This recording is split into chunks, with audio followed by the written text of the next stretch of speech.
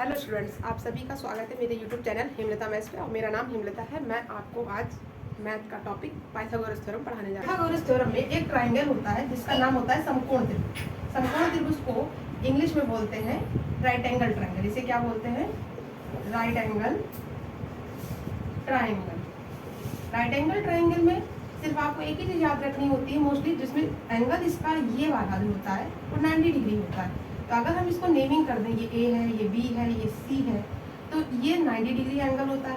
बाकी दो कोणों का योग आपका कितना हो सकता है? 180 में से अगर 90 चले जाए तो बाकी दो सम यानी कि angle A plus angle C is equal to 90 degree होगा। और इकलौता angle B is equal to कितना होता है? 90 होता है।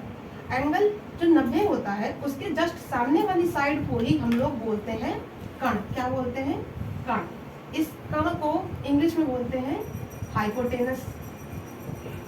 ठीक है, ये जिस पर बना होता है ये हमारा होता है बेस, और इसको हम बोलते हैं, बेस को ही हिंदी में बोलते हैं आधार, और इसको बोलते हैं लंब, और लंब को इंग्लिश में बोलते हैं परपेंडिकुलर।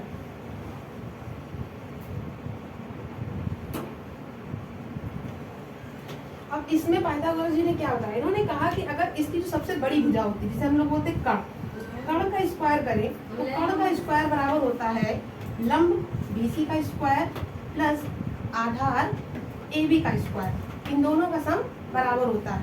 हिंदी में अगर इसको नोट करना चाहें तो बोलेंगे कर्ण का स्क्वायर बराबर होता है लंब लंब का स्क्वायर प्लस आधार। आधार हमारे पास क्या है? AB, तो इसको हम लिख सकते हैं आधार का स्क्वायर। तो आप कैसे भी इसको याद कर सकते हो। आप कर्ण को K से डिनोट कर सकते हो। K इज इक्वल टू होता है, लंब को L से कर सकते हैं, बेस को हम लोग B से डिनोट कर सकते हैं। K square is equal to L square plus B square हो सकता है। इसी तरीके से हम इसको किस तरीके से कह सकते हैं, या फिर हम बोल सकते हैं हाइपोटेनस H का स्क्वायर इज इक्वल टू हो सकता है परपेंडिकुलर P का स्क्वायर प्लस बेस होता है हमारे पास B का स्क्वायर।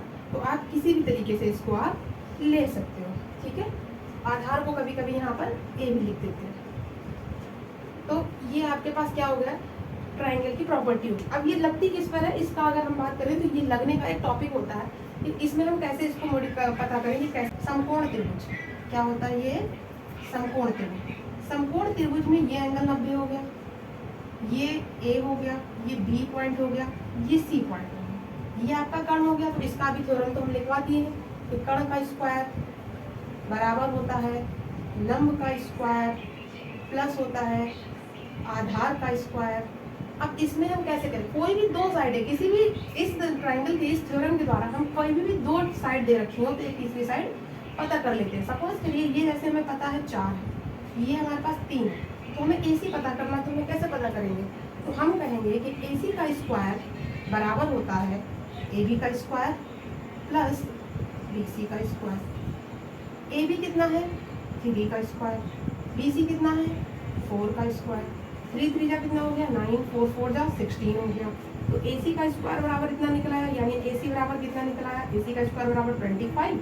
तो AC बराबर स्क्वायर हटता है, रूट हटता है। अब चूंकि लेंथ है, लेंथ हमेशा पॉजिटिव निकलती है, इसलिए AC हमारी कितनी निकल आएगी? 5 निकल आएगी। तो हमने क्या देखा कि ये हमारे पास 5 निकल आया। क्या है, क्या चीज इसमें कॉमन? तो बोलते हैं कि कर्ण का स्क्वायर करो तो लंब और आधार का स्क्वायर हमेशा बराबर निकलता है। तो अगर हम 5 का स्क्वायर करेंगे बराबर 3 का स्क्वायर प्लस 4 का स्क्वायर, देखिए 5 का स्क्वायर हो जाता है 25, तो चेक कर रहे हैं हम लोग, और 3 का स्क्वायर हो गया 9, 4 का स्क्वायर हो गया 16, तो ये कितना आ गया? 25। यानी कि ये पाइथागोरस थ्योरम को क्या कर रहा है? सेटिस्फाई कर रहा है। ठीक, अब किसी भी तरीके से आप ले सकते हो। इसकी ट्रिपलेट और भी होती है, इसको हम इस तरीके से ना लेकर कोई और नंबर ले सकते हैं। जैसे कि हमने इसको बोल दिया 5 है, ठीक है, ये बोल दिया 13 है। अब हमसे BC पूछा जाए इसी क्वेश्चन में, ठीक है। तो अगर हमें अब कर्ण पता है, लंब पता है, आधार नहीं पता है, तो कर्ण क्या है? AC। तो कर्ण AC का स्क्वायर यानी कि 13 का स्क्वायर हो जाएगा बराबर AB कितना हो जाएगा? यानी 5 का स्क्वायर। BC का स्क्वायर हमें पता नहीं, BC का स्क्वायर हो गया 13 का स्क्वायर 169 हो गया बराबर 25 हो गया। प्लस BC का स्क्वायर हो गया।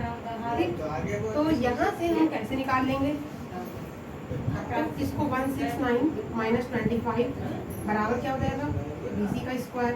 ठीक है, 169 में से 25 जाएगा तो कितना 144 बचेगा, तो BC का स्क्वायर हो गया। स्क्वायर हटेगा रूट चढ़ेगा तो BC हमारे पास कितना निकल आएगा, BC इक्वल टू निकल आएगा अंडर रूट में 144, दैट्स मीन 12 सेंटीमीटर निकल आया। तो हमारे पास BC कितना निकला है। तो इस तरीके से कोई भी 3 साइड दे रखी होगी तो हमें जो है बहुत आसानी से कोई तीसरी साइड पता चल जाएगी जब हमें 2 साइडें दी गई हैं। That's all. इस तरीके से आप और भी ट्रिपलेट पता कर सकते हो, जैसे कि पाइथागोरस थ्योरम में ही ट्रिपलेट होती है, फिक्स होती है कुछ ट्रिपलेट, आप उस पर अगर चेक करेंगे तो आपको देखने को मिल जाएगा। जैसे कि हमने एक ट्रिपलेट आपको बताई, पहली ट्रिपलेट हमारे पास थी, ये निकली 5 12 13 की। तो हमारे पास पहली ट्रिपलेट निकली 3 4 5 की। सबसे बड़ी भुजा का योग वर्ग 2 छोटी भुजाओं के वर्गों के योग के बराबर होता है, ये चेक कर सकते हैं हम लोग। जैसे कि 5 12 13 हो गया, 8 15 17 होता है, इसको भी चेक कर सकते हैं। सबसे बड़ी भुजा कौन सी है 17। तो देखिए 17 का स्क्वायर बराबर होगा 8 का स्क्वायर प्लस 15 का स्क्वायर। तो इसका होता है 289 289, 8 का होता है 264 और इसका होता है 225, तो टोटल मिलाकर 289 ही हो जाएगा।